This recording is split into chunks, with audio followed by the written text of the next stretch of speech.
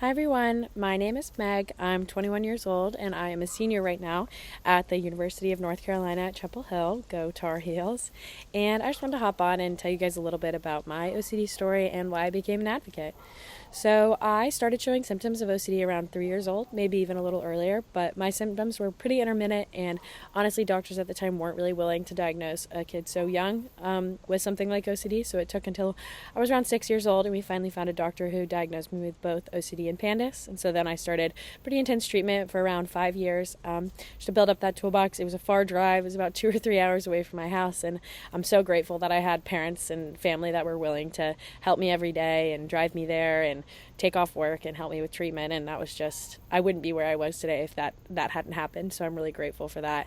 And I think the biggest thing for me when I was going through that process is I just felt really alone. My parents were great and they were super helpful, but I was going through something that they had never experienced before, and I didn't understand that there were people in the world going through the same thing I was. I was just a little kid with these crazy thoughts and these absurd fears that I didn't understand why I couldn't get over them and why they were such a big issue for me, but that all my friends could do sleepovers and they could touch the ground and they could go to class and not have debilitating panic attacks all day. And so that was really hard for me, and I just felt so alone. It was like I said, very hard. And a big part of my recovery was going to the conference and meeting a bunch of kids my age that were doing the same thing. And maybe we didn't have the same fears, but to be able to see them and understand that they were going through the same process as me, and that I wasn't just weird, and that it was common, and that there were people like me was huge.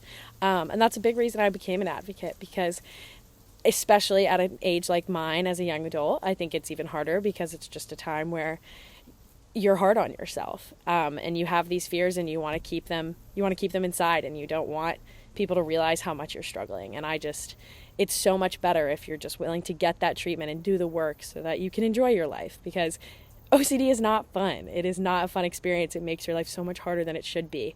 And I think it's really important to understand that people are going through that same journey as you.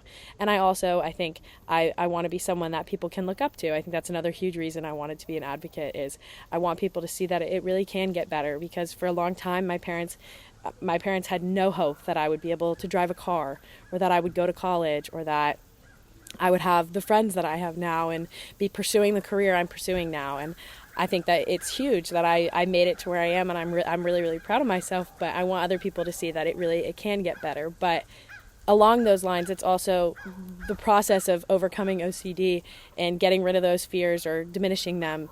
It's not linear. And while treatment helps and medication helps, if that's something that you're pursuing, it all helps, and symptoms get better, they can also get worse. Their life throws stressors at you, and things can go wrong, and OCD symptoms can flare up. And yeah, I suffered a lot when I was younger, and like I said, I went through intensive treatment and I got better, and then I came to college freshman year and I almost quit and went home. I called my mom crying every day and said, please just come get me. I don't want to be here anymore. I hate college. And I go to my dream college. I was so excited to come, but the second I got here, my OCD symptoms just got so bad, and I forgot all the tools that I'd learned.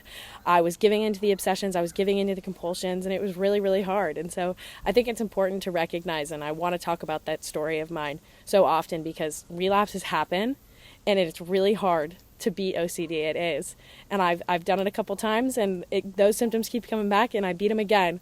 And just because I'm doing okay now doesn't mean that I'm always doing okay. And so I think that's the two sides of being an advocate, is I want people to see that it does get better, but also that if you relapse and if things get worse again, that's also okay. And that doesn't mean anything about you or your ability to fight off OCD. So yeah, those are my two big things. I want people to, you shouldn't feel alone. OCD is common. It's like 1 in 3 or something. And maybe it's not as debilitating as it may be for some, but we're all going through it, and it's okay. And I think just talking about it and understanding that you're not alone is just so important. So yeah, a little bit more about me. I'm now pursuing clinical psych. I'm a psych major, and after school I want to become a psychologist and treat little kids with OCD, because it really has just become my passion, and it's something I'm really, really interested in, and it's an awesome opportunity to get to have this position as an advocate and get to help others. So yeah, thank you guys.